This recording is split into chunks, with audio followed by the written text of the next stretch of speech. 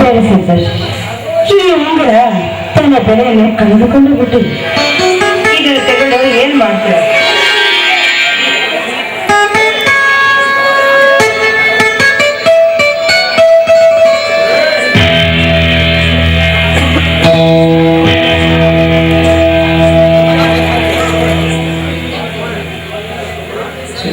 ನೀನ್ ಯಾವಾಗ ಬಂದಿಯೋ? ಅಂದು ನೀನು ಬೆಂಗಳೂರಿಗೆ ಹೋಗುವಾಗ ಒಂದು ಒಳ್ಳೆ ಹೆಣ್ಣನ್ನು ನೋಡಿ ಪ್ರೀತಿಸಿಲ್ಲ. ಹೇಗಿದೆ ನಮ್ಮಿಬ್ಬರ ಜೋಡಿ? ತುಂಬಾ ಚೆನ್ನಾಗಿದೆ. ಮೇಡ್ ಫಾರ್ ಈಚ್ ಅದರ್ ಎನ್ನುವಂತಿದೆ ಈ ನಿಮ್ಮ ಜೋಡಿ. ಈ ಪ್ರಪಂಚವನ್ನೇ ಸುತ್ತಿದರೆ ಯಾರಿಗೆ ಸಿಗಲಾರದು ಇಂಥ ಜೋಡಿ. ನಿನ್ನ ಅದೃಷ್ಟ ಸಂತೋಷ್, ನಿನ್ನ ಅದೃಷ್ಟ ಸಾಕು. ನಿನ್ನ ಒಳ್ಳೆಯ ಮಾತು. ನೀನ್ ಯಾವಾಗ ಬಂದೆ ಹೇಳು? ಪ್ರೇಮಿಗಳು ಮೇಲ್ಬರೆದು ಪ್ರೀತಿಯ ಕಾಣಿಕೆಯನ್ನು ಬೀದಿಗೆ ಎಸೆಯುವಾಗ ಬಂದೆ ಸಂತೋಷ್. ಅಂದರೆ ನನ್ನ ಮಾತಿನ ಅರ್ಥ ನಿನಗೆ ತಿಳಿಯುವುದಿಲ್ಲ. ಅದು ತಿಳಿಯಬೇಕಾದವರಿಗೆ ಮಾತ್ರ ತಿಳಿಯುತ್ತದೆ. ಏನಿಸುತ್ತೆ? ನೀವು 5 ನಿಮಿಷ ಕೂಡ ಆಗಿಲ್ಲ ನನ್ನ ಬಗ್ಗೆ ಕೇವಲವಾಗಿ ಮಾತನಾಡ್ತಿರುವೆ. 5 ನಿಮಿಷ ಯಾಕೆ ಸಂತೋಷ್? ಕೇವಲ 5 ಸೆಕೆಂಡ್ಗಳಲ್ಲಿ ನಾನು ಕಟ್ಟಿರುವ ಪ್ರೇಮದ ಸೇತುವೆ ಕುಸಿದು ಹೋಗಿದೆ. ಅಂದ ಮೇಲೆ ಇನ್ನು 5 ನಿಮಿಷದಲ್ಲಿ ಪ್ರೇಮದ ಸೇತುವೆಗೆ ಹಾಕಿದ 2 ಪುನಾದಿ ನಾಣ್ಯಗಳು ಏನಾಗುತ್ತಿದೆಯೋ ಏನೋ ಅದು ತಿಳಿದವರಿಗೆ ಮಾತ್ರ ಗೊತ್ತು. ನನ್ನ ಪ್ರಾಣ ಬೇಕಾದ್ರೂ ಕೊಟ್ಟು ನಿನ್ನ ಪ್ರೀತಿ ಹೊಸುತ್ತೇನೆ. ಅದನ್ನು ಕೇಳುವುದಕ್ಕಿಂತ ಸ್ವಲ್ಪ ವಿಷ ತಂದು ಕೊಟ್ಟು ಬಿಡು ಸಂತೋಷ. ಆನಂದದಿಂದ ಕುಡಿದು ನನ್ನ ಪ್ರೇಮದ ಕಥೆಯನ್ನು ಹೇಳ್ತೀನಿ. ಬರೀ ಮೋಸದಿಂದ ಈ ಸಮಾಜದಲ್ಲಿ ನನಗೆ ಬದುಕಲು ಇಷ್ಟವೇ ಇಲ್ಲ ಸಂತೋಷ, ಇಷ್ಟವೇ ಇಲ್ಲ. ನಾ ಕೇಳಿದ್ದೇವನ್ನು ನೀ ಹೇಳುತ್ತಿರುವುದು ಆಕಾಶ ಭೂಮಿ ಸೇರಿಸಿ ಮಾತನಾಡ್ತಿದ್ದೀಯ. ಹೌದು, ನನ್ನ ತಲೆ ಕೆಟ್ಟಿದೆ. ಅದಕ್ಕಾಗಿ ನಿನ್ನ ಕೈಯಾರ ಪ್ರೀತಿಯ ಕಸಾಯ ಕೊಡ್ತೀಯ ಅಂತ ಹಾಗೆ ಮಾತನಾಡುತ್ತಿರುವೆ ಸಂತೋಷ್. ಪ್ರೀತಿಯ ಕಸಾಯ ಕುಡಿಸ ಅಂದ್ರೆ ನಿನ್ನ ಮನಸ್ಸು ಕೆಡಿಸಿದವಳನ್ನು ಕೇಳು. ಅವಳ ಕುಡಿದವಳು ನೀ ಕುಡಿದು ನಿಚ್ಚಳವಾಗು ಯಾರು ಬೇಡ. ನಿಚ್ಚಳ ಮಾಡುವವರೇ ನಿಚ್ಚಳವಾಗಿ ಗರತಿ ಗೌರಮ್ಮನ ಹಾಗೆ ಆಲಿಸುತ್ತಾ ನಿಂತಿರುವಾಗ ಇನ್ನು ನನ್ನ ಬಗ್ಗೆ ತಿಳಿದುಕೊಂಡವರು ಯಾರಿಲ್ಲ ಈ ಕೆಟ್ಟ ಕಲಿಯುಗದಲ್ಲಿ. ನೀನು ಆಡುವ ಮಾತಿನ ಅಂತ ನಾನು ಈಗ ತಿಳಿದುಕೊಂಡೆ. ಇಲ್ಲಿ ನಿನ್ನ ಮಾತು ಕೇಳುತ್ತ ನಿಂತರು ಸಾಗರಿ ಬಿಟ್ಟರೆ ಬೇರೆ ಯಾರಿಲ್ಲ ಇಲ್ಲಿ. ಸಾಗರಿ, ನೀನೇಕೆ 2 ಹೃದಯಗಳ ಮಧ್ಯೆ ಪ್ರೇಮದ ಬಿರುಗಾಳಿ ನೆನಪಿಸಿದೆ. 2 ಪ್ರಾಣ ಬೇರೆ ಆದರೂ 2 ಹೃದಯಗಳು ಒಂದೇ. ಚಿಕ್ಕಂದಿನಿಂದ ತುತ್ತಿಲ್ಲಗಳ ಸ್ನೇಹ ಬಂಧನಕ್ಕೆ ಹಚ್ಚಿದೆ ಅಲ್ಲದೆ ಈ ಪ್ರೇಮದ ಬೆಂಕಿಯನ್ನು. ಸಾಗರಿ, ಏಕೆ ಈ ಅನಾಥ ಹೃದಯಗಳು ನೀ ಪ್ರೇಮ ಪರೀಕ್ಷೆಯಲ್ಲಿ ಸಿಲುಕಿಸಿದೆ? ಹೇಳು ಸಾಗರಿ, ಹೇಳು. ಸಂತೋಷ್, ಇವನು ಯಾರು ಅಂತ ನನಗೊಂದು ಗೊತ್ತಿಲ್ಲ. ಅಲ್ಲ, ಯಾವಾಗಾದ್ರೂ ನಿಮ್ಮ ಜೊತೆಯಲ್ಲಿ ನಮ್ಮ ಮನೆಗೆ ಕರೆದುಕೊಂಡು ಬಂದಿದ್ರಾ ನೀವು? ಹೌದು, ಇವನನ್ನು ನಮ್ಮ ಜೊತೆಗೆ ನಿಮ್ಮ ಮನೆಗೆ ಇದೇ ಇಲ್ಲವಲ್ಲ. ಆದರೇನೆ ಹೇಗೆ ತಾನೇ ಗೊತ್ತಾಗಬೇಕು? ಕಂಡ ಮುಸುರಿ ತಿನ್ನುವ ಈ ನಾಯಿ ಹೇಗೆ ಗೊತ್ತಾಗಬೇಕು? ನಾಯಿ ಕಂಡ ಮನೆಯವರ ಹಾಕಿದ ಅನ್ನವನ್ನು ತಿಂದು ಅದಕ್ಕೆ ನಾಲಿಗೆಗೆ ರುಚಿ ಹತ್ತಿದ ತಕ್ಷಣ ಮತ್ತೆ ಕೂಡ ಇದು ನನ್ನ ಮನೆಯ ಅನ್ನವಲ್ಲ ಅಂತ ಹೇಳ್ತಿದೆಯಾ ನಾಯಿ? ಸಾಕು ಮುಂಚೆ ಬಾಯಿ. ನನ್ನ ಹೃದಯದಲ್ಲಿ ಚೆಲ್ಲಾಟ ಮಾಡಿದ ರಾಕ್ಷಸಿ ನೀನು. ಅಂದ ಮೇಲೆ ನನ್ನನ್ನು ನಾಳೆಯನ್ನು ಬರುವುದಿಲ್ಲ ಕಾದು. ಅವಳ ಬಗ್ಗೆ ಕೇವಲವಾಗಿ ಮಾತನಾಡಿ ನನ್ನನ್ನು ಸ್ನೇಹ ಕೇಳಿಕೊಳ್ಳಬೇಡ. ಅವಳಿಗೆ ಅವನ ಹೆಂಡತಿ ಆಗುವ ಸ್ಥಾನದಲ್ಲಿದ್ದಾಳೆ ಸಂತೋಷ್. ನೀನು ಅಮಾಯಕ, ನಿನಗೇನು ಗೊತ್ತಿಲ್ಲ. ನಾನು ಇಂಥ ನಾಟಕವಾಡುವ ಹೆಣ್ಣುಗಳನ್ನು ಸಾಕಷ್ಟು ನೋಡಿದ್ದೇನೆ.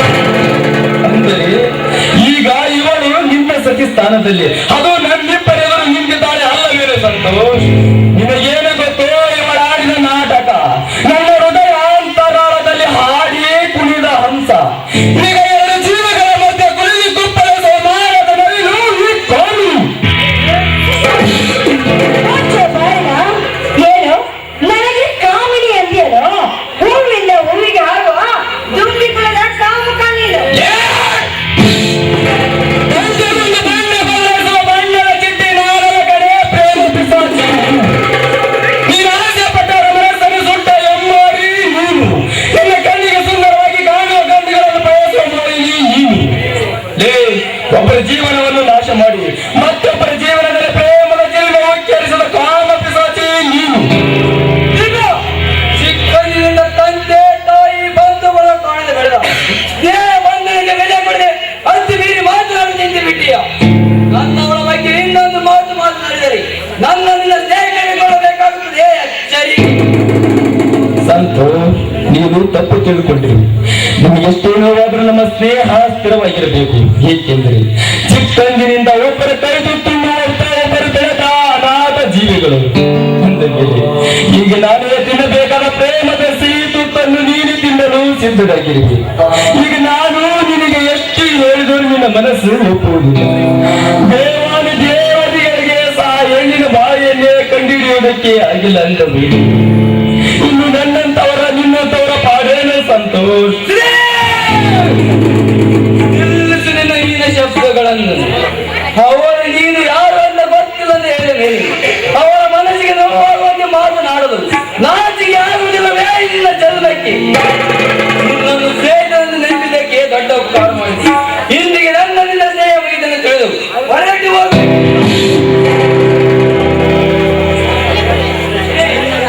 ಸಂತೋಷ್ ಹೊಡಿ. ಏಕೆಂದ್ರೆ ಚಿಕ್ಕಂದಿನಿಂದ ನಿನ್ನ ಕೈಗೆ ತುಂಡು ಬೆಳೆದಿರು. ಆದ್ರೆ ಅದೇ ಉಳಿಸಿ ಬೆಳೆಸಿದ ಕೈಗಳಿಂದ ಒಡೆದು ಕೈರುಡ ತೀರಿಸಿಕೊಂಡಿರ ಸಂತೋಷ್. ಕೈರುಡ ತೀರಿಸಿಕೊಂಡಿ ಸಂತೋಷ್, ನಿನ್ನದೇನು ತಪ್ಪಿಲ್ಲ. ಆದರೆ ನೀನು ಇವಳನ್ನು ಧರ್ಮದ ದೇವತೆಯನ್ನು ನಂಬಿದೆಯ ನೋಡು. ಇವಳಿಗಾಗಿ ನನ್ನ ಜೀವನದಲ್ಲಿ ಚೆಲ್ಲಾಟವಾಡಿ ನನ್ನ ಪ್ರಾಣ ಹಿಡಿದು ಆಗ ನಿನ್ನ ಪ್ರಾಣದಿಂದ ಎಮ್ಮರೆಗೊಳವರೆದು ನಿನ್ನ ಮನೆಯ ಬೆಳೆದು ಮಹಾಲಕ್ಷ್ಮಿ ಒಂದಾಗಲಾರೆ. ಈ ನಿನ್ನ ಸ್ನೇಹಿತನ ಮಾತನ್ನು ನೆನಪಿನಲ್ಲಿಟ್ಟುಕೋ ಸಂತೋಷ್, ನೆನಪಿನಲ್ಲಿಟ್ಟುಕೋ. ನೀನೇಕೆ ಈ ರೀತಿ ಚಿಂತೆ ಕೊಡ್ತೀಯ ಅನ್ನೋದು ನನಗೆ ಚೆನ್ನಾಗಿ ಗೊತ್ತಿದೆ.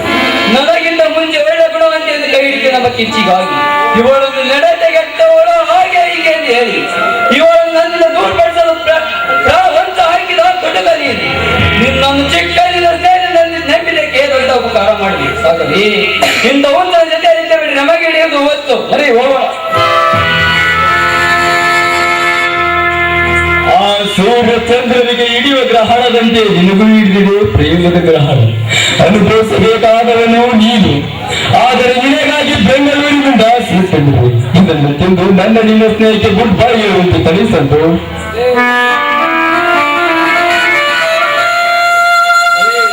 ನೀನೇಕೆ ಈ ರೀತಿ ನಾಟಕ ಆಡುತ್ತೀಯ ಅನ್ನೋದು ಚೆನ್ನಾಗಿ ಗೊತ್ತು.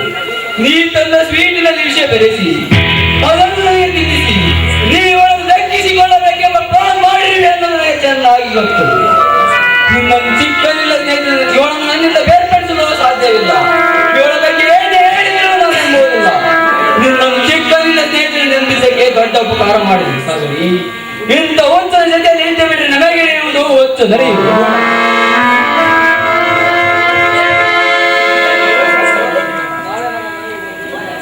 ನಡೆಯಿರಿ ಸಂತೋಷ್. ಮೊದಲಿನಿಂದ ಹೊರಟಿರುವ ನಾಳೆ ಆದಷ್ಟು ಬೇಗನೆ ನಮ್ಮ ಮನೆಗೆ ಬಂದು ನನ್ನ ತಂದೆ ಮತ್ತು ನಮ್ಮ ಅಣ್ಣನ ಜೊತೆಗೆ ಮಾತನಾಡಿ ಮದುವೆ ವಿಚಾರವನ್ನು ಮುಂದೂಡಿಸೋಣ. ಮದುವೆ ಇಟ್ಟುಕೊಳ್ಳೋಣ. ನಾಯಿ ಅಂತೆ ಯಾಕೆ ಈ ರೀತಿ ಕಿರ್ಚಾಡಿ ಸಾಯ್ತಾ ಇದೆಯಲ್ಲ? ಒಂದು ವಾರ ಮದುವೆ ಇಟ್ಕೊಳ್ತೀವಿ, ಆಗ ಬಂದು ಅಕ್ಷತೆಯನ್ನು ಹಾಕೋ. ಮನೆಗೆ ಬಂದು ಬೇರೆ ಏನಾದ್ರು ಕೂಡನ್ನು ತಿಂದು ಹುಚ್ಚನಾಗಿ ಬೀಳು.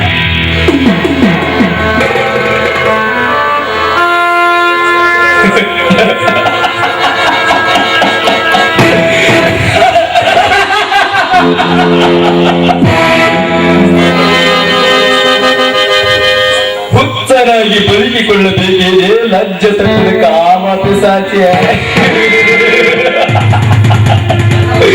ನನ್ನ ಹೃದಯವನ್ನು ಸುಟ್ಟ ಪಾತಕಿಯೇ ನಿನ್ನಂತ ವ್ಯಭಿಚಾರಿಯ ಮದುವೆಗೆ ತಪ್ಪನೆ ಬರಬೇಕೇನೆ ಕರಳ ಕತ್ತರಿಸುವ ತಾಟಾರಿ ಸಾಗರಿ ಹುಚ್ಚನಾಗಿ ಬಾಳುವಂತ ಏನು ಹಕ್ಕು ಯಾರಿಗೂ ಇಲ್ಲ ಈ ಸಮಾಜದಲ್ಲಿ. ಆದರೆ ಇದೇ ಕಣೆ ಹೇಗೆ ಗೊತ್ತಾ, 3 ವರ್ಷಗಳಿಂದ ನಾನು ಕಟ್ಟಿದ ಕನಸಿನ ಗೋಪುರದಲ್ಲಿ ನಿನ್ನನ್ನು ಪ್ರೇಮದ ದೇವತೆ ಎಂದು ಪೂಜಿಸಿದೆಯಾ ನೋಡು.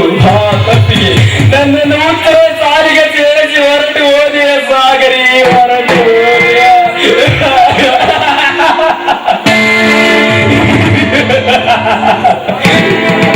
ಹೌದು, ನಾನು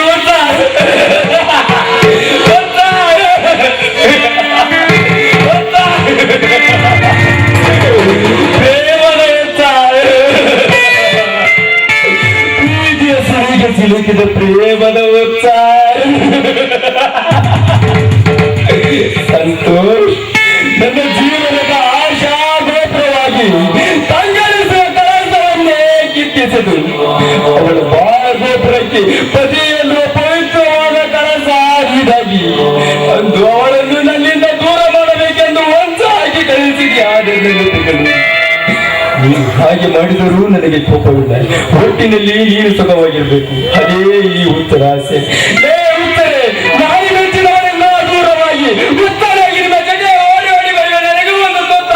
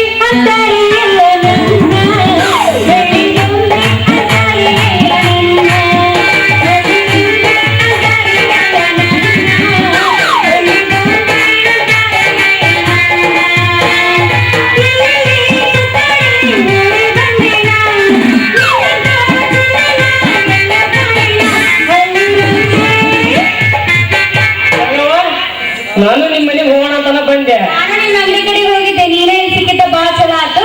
ನಡಿ ಇಬ್ರು ಕೂಡ ಅಂಗಡಿಗೆ ಹೋಗಿ ಸಾಮಾನ್ ತಗೊಂಡ್ ಮನೆ ಸೇರ್ಕೊಳ್ಳೋಣ. ನಡಿ, ನೀ ಬಂದಿರೋದು ನಮ್ಮಿಬ್ರು ಅನುಕೂಲಕ್ಕಲ್ಲವೇ? ಓ ಅಲ್ಗೆ ಇಬ್ರು ಕೂಡ ಹೋಗೋಣ. ನಡಿ, ಸಾಮಾನ್ ತಗೊಂಡ್ ಮನೆಗೆ ಹೋಗೋಣ ಅಂತ. ಅಯ್ಯೋ ನನ್ನ ಚಿನ್ನ, ಜೊತೆಯಲ್ಲಿ ನಮ್ಮ ಅಂಗಡಿಗೆ ಕರ್ಕೊಂಡು ಹೋದೆ ಅಂದ್ರ ಈ ಹೊಟ್ಟೆ ಕಿಚಿನ ಮಂದಿ ಇಡ್ತಾರೆ ಸಂಗಿ ಲೈಟಿಗೆ ಬೆಂಕಿನ. ಬೇಡಪ್ಪ, ಬೆಂಕಿ ಇಡೋದು ಬೇಡ, ನಾನು ನಿನ್ ಜೊತೆಗೆ ಅಂಗಡಿಗೆ ಬರೋದು ಬೇಡ. ಅಯ್ಯೋ ನನ್ನ ಸಂಗಿ, ನೀನ್ ಆಗ ಮಾಡ್ರೆ ನನ್ನ ಗುಂಪು ಬಿಡ್ಸವ್ರಾಗ. ಗುಂಪು ಬಿಡಿಸ್ಬೇಕಂತ ಹೇಳಿ ನಾ ಅಂಗಡಿನ ಮಾಡ್ಕೊಂಡು ಇಲ್ಲಿಗೆ ಬಂದೀನಿ. ನೀನ್ ನಮಗೆ ತಿಳ್ಕೊಂಡ್ರೆ ನಾ ಏನ್ ಮಾಡಕ್ಕಾಗತಿ? ಸರಿ ಸಂಗವ, ಈಗ ನನ್ನ ಹತ್ರ ರೊಕ್ಕಿಲ್ಲ, ಹೆಂಗಪ್ಪ ಮಾಡೋದು? ಅಲ್ಲ ಸಂಗವ, ನಿನ್ನ ಹತ್ರ ಒಂದು ಪೇಪರ್ ಐತೇನೆ? ಪೇಪರ್ ತೆಗೆದುಕೊಂಡು ಹೋಗಕ್ ನಾನು ಕಾಲೇಜ್ ಹುಡುಗಿ ಅಂತ ಮಾಡಿದೆ. ನೀ ಕಾಲೇಜ್ ಹೋಗಿದ್ರ ಯಾವ ಪುಣ್ಯಾತ್ಮ ಮಾಡ್ತಿದ್ನು ಕಬಡ್ಡಿನ. ಬಡಿ ಅಂಗಿ ನನ್ನ ಗಂಡನ ಮುಂದೆ ಹೇಳಿ ನೀನು ಗುಂಗ ಬಿಡಿಸ್ಕೊಳ್ತಾನೆ. ಹಂಗ ಮಾತ್ರ ಮಾಡ್ಬೇಡ ನನ್ನ ಸಂಘ. ಅಂಗಡಿ ಅಣ್ಣನ ಮನೆಗೆ ಹೋಗಿ ಕೊಡಿಸ್ತೀನಿ, ಬೇಗ ಮನೆಗೆ ಹೋಗಿ ಹೋದ್ ಕೂಡ್ಲೆ ಏನ್ ಮಾಡೋಣ? ಅಡಿಗೆ ಮಾಡ್ಕೊಂಡು ಊಟ ಮಾಡೋಣ. ಆಟ ಮುನ್ನೋದು ಅಲ್ಲಿ ಬಿದ್ದಿರ್ಲಿ, ಮೊದಲು ಆ ಕೆಲಸ ಮಾಡೋ ನಡಿ. ಅಪ್ಪ, ಆ ಕೆಲಸ ಮಾಡ್ಬೇಕಾದ್ರೆ ಗಾಂಡ ಬಂದಂದ್ರ ಅವಾಗ 4 ಜನರಿಗೆ ಆಗೋದು ನನಗೆ ಆಗ್ತೈತಿ ಅಷ್ಟಲ್ಲ. ನೀ ಗಂಡಸಪ್ಪ, ನಿಂದೆ ನಡಿತೈತಿ. ನಾ ಹೆಂಗಸ, ನಂದೇನಾಗತ್ತ ಮಾನ ಮರ್ಯಾದಿ. ಹೌದಲ್ಲ? ಅಲ್ಲ ಸಂಗಿ, ನಿನ್ ನೆನಪಿನಾಗ ಎಲ್ಲೆಲ್ಲ ಹೋಗಿ ಏನೇನು ಆಗಿ ಎಲ್ಲೆಲ್ಲ ಹೋಗಿ ಬೆಂಡ್ ಆಗ್ಬೇಕು ನೋಡ ನನ್ನ ಜೀವನ. ಅಂದ ಮೇಲೆ ನನ್ನ ಆಸೆನ ಏನ್ ತಿಳಿಸ್ತೀವಿ ಅಂತ ತಿಳ್ಕೊಂಡಿದ್ ನೋಡ. ಅದಕ್ಕೂ ಸಮಯ ಸಂದರ್ಭ ಬೇಕು, ಸ್ವಲ್ಪ ತಾಳು ಬೇಕು. ಆ ಸಮಯ ಬರೋ ಹೊತ್ತಿಗೆ ನನ್ನ ಮಣ್ಣಾಗ ಮುಚ್ಚಿಬಿಡ್ತಾರ. ಆ ಸಮಯ ಇವತ್ತು ಸಾಯಂಕಾಲನ ಬರ್ಬೋದು, ಇಲ್ಲ ನಾಳೆನ ಬರ್ಬೋದು. ತಾಳು ಬೇಕು. ಹಂಗ ಮಾಡಿದ್ರೆ ಸಂಜೆ ಈಗ ಅಂಗಡಿ ಅಂಗಡಿ ಹೋಗಿ ನಿನ್ಗೆ ಏನೇನು ಸಾಮಾನು ಬೇಕ ಎಲ್ಲ ತೆಗೆದುಕೊಂಡು ಬರೋಣ. ಈಗ ಇಬ್ರು ಕುಟುಂಬ ಸಾಮಾನು ಯಾಕೆ ಬರ್ಬಾರ್ದು?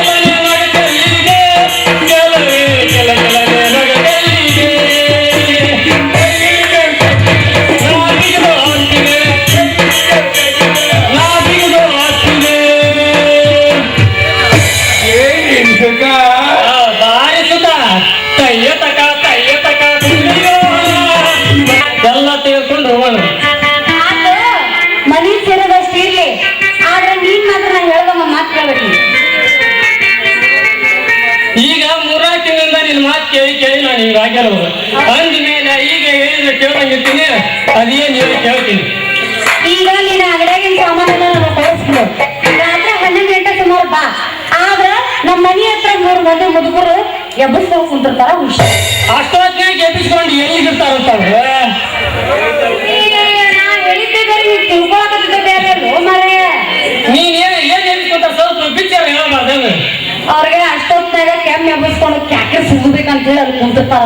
ಅದಕ್ಕೆ ಮತ್ತೆ ಅವ್ರು ನೋಡಿ ಮತ್ತೆ ನೀ ಬರೋದು ಬಿಟ್ಟಿದ್ದೆ ಅಂತ ಅಂತವ್ರಿಗೆ ಅದೇ ಹೆಂಗಕ್ ಬಂದೆ ಅಂದ್ರೆ ಲಾಸ್ ಆಗೋ ನನಗೆ ಹೆಂಗ್ ಕೊಡ್ಬೇಕಂತ ಗೊತ್ತು ಬಿಡು. ಹೌದಾ? ಪ್ರೀತಿ ಮಾಡುವೆ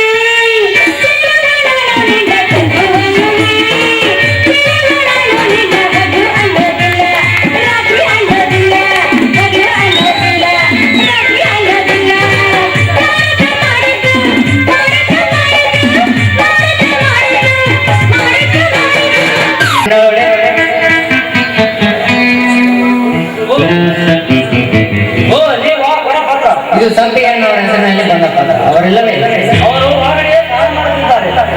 ತೆಗೆದುಕೊಳ್ಳಿ. ದಯಮಾಡಿ ಮಾಡಿ ಬರಲಿ.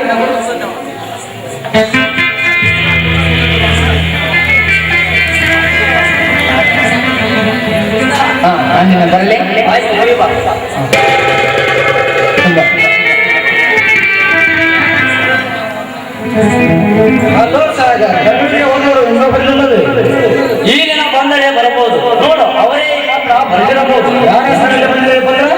ಸಂಪಿಗೆ ಅವರ ಹೆಸರಿನಲ್ಲೇ ಬಂದಿದೆ. ಸರಿ ಬಿಡು, ನನ್ನ ಬಂದಿದ್ದಾರೆ. ಇಲ್ಲಿ ನಮ್ಮ ಜೊತೆಗೆ ಸ್ವಲ್ಪ ಮಾತನಾಡುವುದಿತ್ತು. ಅದೇನು ವಿಷಯ ಹೇಳು ಪುನೀತ್.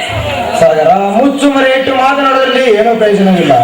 ಕೆಲವರು ಸಿರಿ ಸಂಪತ್ತಿಗೆ ಆಸೆ ಪಡುತ್ತಾರೆ, ಆದರೆ ನಾನಾಗಲ್ಲ. ನಿಮ್ಮ ನಡೆ ನುಡಿ ಒಳ್ಳೆ ಗುಣಕ್ಕೆ ಇಷ್ಟಪಟ್ಟು ನಿಮ್ಮ ತಂಗಿಯ ಸಾಗರಿಯ ಕೈ ಹಿಡಿದವಳಿಗೆ ಪ್ರತಿಸ್ಥಾನ ನೀಡಬೇಕೆಂದು ನಿರ್ಧರಿಸುವುದು ನನ್ನ ಆಸೆ ನೆರವೇರಿಸುವ ಭಾರ ನನಗೆ ಬಿಟ್ಟಿದ್ದು. ಪುನೀತ್, ನನ್ನ ಪ್ರಾಣಕ್ಕಿಂತ ಹೆಚ್ಚಾಗಿ ಆಸೆ ಇಟ್ಟುಕೊಂಡಿರುವ ನನ್ನ ತಂಗಿ ಸಾಗರಿಯನ್ನು ನೀನು ಇಷ್ಟಪಡುತ್ತಿದ್ದೆ ನಿಜ. ಆದರೆ ಕೂಲಿ ಮಾಡಿ ಹೊಟ್ಟೆ ತುಂಬಿಕೊಳ್ಳುವ ಬಡವರ ಮನೆ ಹೆಣ್ಣನ್ನು ನನ್ನ ಸೊಸೆಯಾಗಿ ಮಾಡಿಕೊಳ್ಳಲು ಸಾಧ್ಯವೇ? ಸಾಗರ, ನೀವು ಬಡವರಿರಬಹುದು, ಆದರೆ ನಾನು ನಿಮ್ಮನ್ನು ವರದಕ್ಷಿಣೆಯಿಲ್ಲವಲ್ಲ. ವರದಕ್ಷಿಣೆ ಬೇಕಾದರೆ ನನ್ನ ಪ್ರಾಣವನ್ನಾದರೂ ಒದ್ದೆಟ್ಟು ತಂದು ಕೊಡುತ್ತೇನೆ. ನನ್ನ ತಂಗಿ ಸುಖವಾಗಿರಬೇಕು. ಚಿಕ್ಕಂದಿನಿಂದ ಅವಳ ಕಣ್ಣಲ್ಲಿ ಒಂದು ಹನಿ ನೀರು ಬರದಂತೆ ಕಾಪಾಡಿದ್ದೇನೆ. ಕಷ್ಟ ದುಃಖಗಳು ಅವಳಿಗೆ ಮೊದಲೇ ತಿಳಿದಿಲ್ಲ. ನನ್ನ ಜೀವನ ಈಜಿಕೊಂಡು ತಂದು ಅವಳ ಆಸೆಯನ್ನು ಪೂರೈಸಿದ್ದೇನೆ. ಹಾಗೆ ಜೋಪಾನ ಮಾಡಿದ ನನ್ನ ತಂಗಿಯನ್ನು ನನ್ನ ಒಪ್ಪಬೇಕಲ್ಲ ಪುಣೆ. ನೀನು ಹೇಗೆ ಜೋಪಾನ ಮಾಡಿಯೋ ನಾನು ಹಾಗೆ ಜೋಪಾನವಾಗಿ ನೋಡಿಕೊಳ್ಳುತ್ತೇವೆ. ಸಾಗರಿಯನ್ನು ಮನೆ ತುಂಬಿಸಿಕೊಳ್ಳುವ ವಿಷಯವನ್ನು ನನ್ನ ಅಣ್ಣ ನಿಮ್ಮ ತಂದೆಯವರು ಮನೆಗೆ ಕರೆಸಿ ಎಲ್ಲ ವಿಚಾರವನ್ನು ವಿಚಾರಿಸಿದ್ದೇನೆ. ಸಾಗರ್, ನನ್ನ ತಂದೆ ಒಪ್ಪಿಕೊಂಡರೆ ನಾನು ಒಪ್ಪಿಕೊಂಡಂತೆ ಪುಣೆ. ತಂದೆ ಮಗ ಇಬ್ಬರು ಒಪ್ಪಿಕೊಂಡಿದ್ದೀರಿ ನಿಜ, ಆದರೆ ಸಾಗರಿಯನ್ನೊಂದು ಮಾತು ಕೇಳಿ ಅವರು ಒಪ್ಪಿಗೆ ಕೊಡಿಯೋದು ಅಣ್ಣನಲ್ಲ ನಿನ್ನ ಕರ್ತವ್ಯ. ಸಾಗರ್, ನನ್ನ ತಂಗಿ ಸಾಗರಿ ನನ್ನ ಮಾತಿಗೆ ಎದುರೇ ಇಲ್ಲ ಪುನೀತ್.